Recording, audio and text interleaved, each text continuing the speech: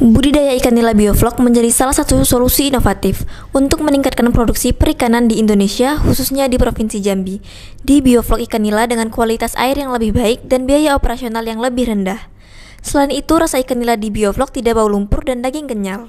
Budidaya ikan nila bioflok menggunakan sistem bioflok yang memanfaatkan mikroorganisme untuk menguraikan limbah organik dan menghasilkan nutrisi bagi ikan. Bioflok telah meningkatkan produksi ikan nila hingga 30% dan mengurangi biaya pakan hingga 20%. Budidaya ikan nila bioflok juga ramah lingkungan, mengurangi limbah organik dan menghasilkan air yang lebih bersih. Selain itu, teknologi ini juga dapat meningkatkan pendapatan petani ikan dan meningkatkan ketersediaan pangan. Usaha budidaya ikan nila menggunakan bioflok tidak harus lahan luas, namun pekarangan di depan rumah bisa digunakan. Untuk perawatan ikan nila bioflok rutin dilakukan setiap hari, kontrol parameter air sehingga ikan sehat dan tidak mati.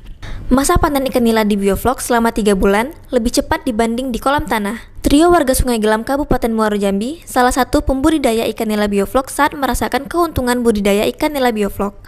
Hasil panen sudah ada yang nampung dan dibayar tunai. Saat ini trio sudah membentuk komunitas bioflok di Jambi.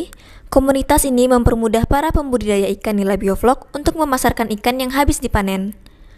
Selain itu juga memberikan edukasi gratis kepada pembudidaya nila bioflok.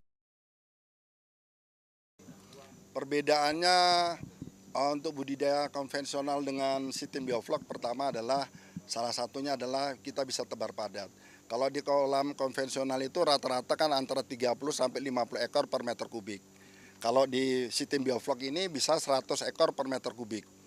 Kedua, kita bisa, kalau konvensional itu panen itu antara 4 sampai 5 bulan. Tapi kalau untuk yang sistem bioflok dengan tebar bibit yang ses 912, kita bisa kejar panen itu di 3 bulan. Ya kalau rasa pasti ada lah perbedaan, karena kan kita di sini juga pakai molase. Setelah itu kadar oksigen terlarutnya itu juga terjaga, karena nih kadar oksigen terlarutnya itu rata-rata kita jaga di 5 ppm, dan aerasi per meter kubik aja kita siapkan 30 lpm. Jadi ada beda, ya katanya sih beda, jelasnya nggak ada bau lumpur lah katanya.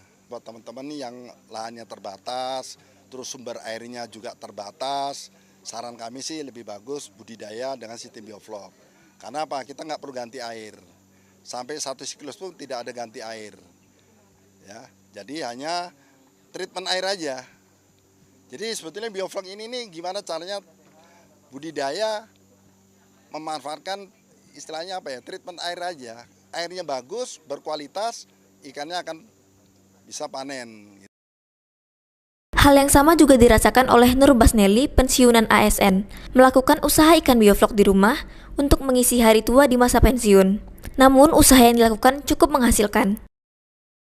Kita lihat waktu itu kan kecil-kecilan, ada petani binaan juga lah, itu kan secara kecil-kecilan memanfaatkan lahan pekarangan yang sempit. Jadi waktu itu di kelurahan, khususnya Kecamatan Alam Brajo, jadi saya gerakkan lurah-lurah, ada 6 kelurahan, 7 kelurahan kami, ada program untuk UMKM, bagaimana kita kalau memang kita upayakan untuk usaha bioflok.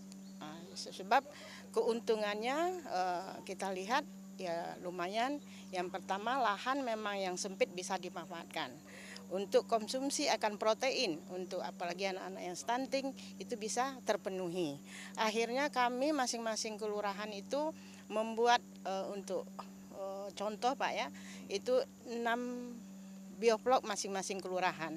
Tapi bukan seperti yang kayak Bapak ini, memang sudah canggih ya, itu masih sistemnya masih yang pakai yang selang yang kecil itu Pak.